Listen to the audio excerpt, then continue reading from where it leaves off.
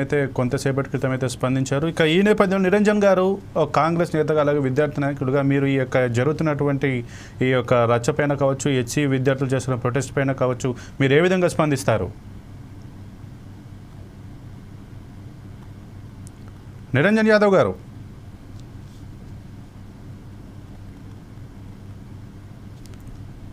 నిరంజన్ యాదవ్ గారు మీ phone unmute చేసుకోండి. వినపడుతుందా అండి? Okay, right, continue. నమస్తే. డిబేట్ లో ఉండే ప్రతి ఒక్కరికి, అదే విధంగా ఈ ఛానల్ కు యొక్క ప్రేక్షకులకు నా ధన్యవాదాలు. ముఖ్యంగా ఈ ఇష్యూ అనేది సెంటిమెంటల్ రైట్ చేస్తున్నారు. యాక్చువల్ గా ఇది అనేది స్టూడెంట్ చదువుకోవడానికి వచ్చి వాళ్ళ యొక్క చదువు విధానాలను, వాళ్ళ యొక్క భవిష్యత్ విధానాలను చూసుకోవాల్సిన అవసరం ఎంతో ఉన్నది. కానీ వాళ్ళ యొక్క సరౌండింగ్ లో జరుగుతున్న విధానాలు కూడా అనివార్యం. ఇది కోర్టు అనేది కూడా ఈ టైంలో సెంటిమెంట్ చేయడం అనేది కూడా, ఒక హైకోర్టు ఇవ్వడం అనేది కూడా ఒక పద్ధతి లేకుండా ఇవ్వడం అనేది అన్యాయంగా ఉంది. అదే విధంగా కాంగ్రెస్ పార్టీ అని చెప్పడం పక్కన పెడితే, గవర్నమెంట్ ప్రస్తుత జరుగుతున్న విధానాలలో వాళ్ళు కూడా అందిస్తున్నారు. అదే విధంగా బట్టి విక్రమార్క గారు కావచ్చు, అదే విధంగా హెచ్సిలో చదివిన శ్రీధర్ బాబు గారు కావచ్చు, ఎందరో మహాన్ భావులు, పెద్ద పెద్ద నేతలు. ఉస్మానియా యూనివర్సిటీ ఎలా ఉందో, హెచ్సియు అనేది కూడా సెంట్రల్ యూనివర్సిటీ, అది కేంద్రంలో అనుబంధ సంస్థ కాబట్టి ఇది కేంద్రం కూడా స్పందించాలి, అదేవిధంగా ప్రభుత్వం కూడా స్పందించాలి. నిన్న ఉగాది కారణంగా ఏ యొక్క గవర్నమెంట్ పర్సన్స్ కానీ, అదేవిధంగా నిన్న పండగ సందర్భంగా ఇలా చేయడం అనేది కొద్దిగా బాధాకరమే ఉంది. ఎందుకంటే నేను ఒక ఉస్మానియా విద్యార్థిగా నేను కూడా స్పందించగలగాలి కూడా.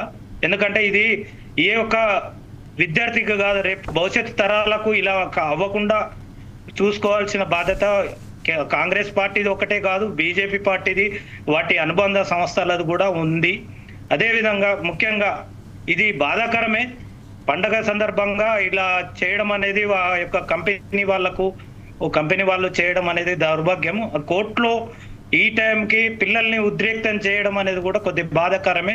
కానీ గవర్నమెంట్ స్పందిస్తుంది, త్వరలో దీనికి న్యాయం చేయబోతుంది అనేది కూడా ప్రతి ఒక్క విద్యార్థికి నేను విన్నపిస్తున్నా. ఎందుకంటే ఇప్పుడు చుట్టుముట్టు అంత కబ్జాల్లాగా చుట్టుముట్టు అవుతున్న తరుణంలో, ఆ సరౌండింగ్ హెచ్సి సరౌండింగ్ లో కొన్ని కోట్లు పలుకుతున్న సందర్భంలో గవర్నమెంట్ వారికి అనుగుణంగా చేయడం అనేది ఎట్లాంటి సందేహం లేదు. ఎందుకంటే ప్రభుత్వాన్ని మనం ఒక్కరమే కాదు, ఈ తెలంగాణలో దాదాపు 4.5 కోట్ల ప్రజలకు మనం న్యాయం చేయాలి. ఒక్కరికో ఇద్దరికో చేసే కొందరు వ్యక్తులకు అనేది చేయడం అనేది ఎట్లాంటి ఇది దౌర్భాగ్య స్థితి. కానీ ప్రభుత్వం స్పందించబోతుంది, దీనికి తగిన న్యాయం చేయబోతుంది అనేది సవినంగా చెప్పగలుగుతున్నా. ఎందుకంటే ఆల్రెడీ నిన్న కానీ ఈ రోజు కానీ గవర్నమెంట్ ఒక క్లారిటీతోనే ఉంది.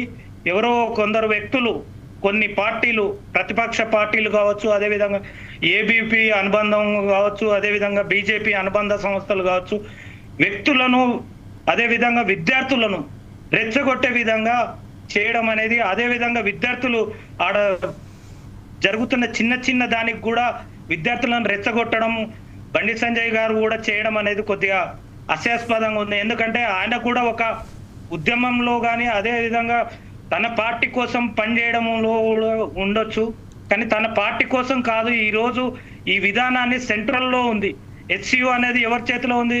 సెంట్రల్లో ఉంది. కానీ తెలంగాణలో ఒక్కటే కాదు, ఇది కొందరు వ్యక్తుల కోసము ఈ తెలంగాణ కాంగ్రెస్ ప్రభుత్వం స్పందించదు.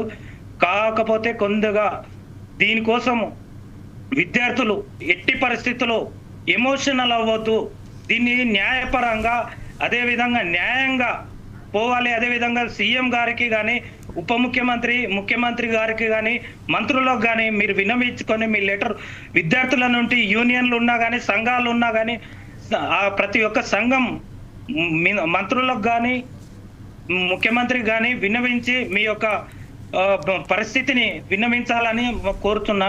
అదేవిధంగా ఇది దుర్భాగ్యం, ఇది అన్యాయమే కాదంటలేను. ఎందుకంటే ఆల్రెడీ కోర్టులో అది ఇచ్చినాక ఎవరైనా సరే, ప్రైవేటు వ్యక్తులైనా సరే, మన స్వలాభం కోసం మన ఇంట్లో మన వ్యక్తిని ఎట్లా సేవ్ చేసుకోవాలనో అక్కడ కూడా అదే పరిస్థితి జరుగుతున్నదని కళ్ళ ముందు కట్టి పడుతుంది. అదేవిధంగా నిన్న కానీ ఈ రోజు కానీ పండగ ఉండడం కొద్దిగా దీనికి వ్యక్తులు. రైట్ నిరంజన్ గారు, మీ దగ్గరికి మళ్ళీ వస్తాను. రామకృష్ణ గారు, ఏదైతే ఈ యొక్క హెచ్సియు సంబంధించి విద్యార్థులు ఇవాళ ప్రొటెస్ట్ చేస్తున్నారో దానికి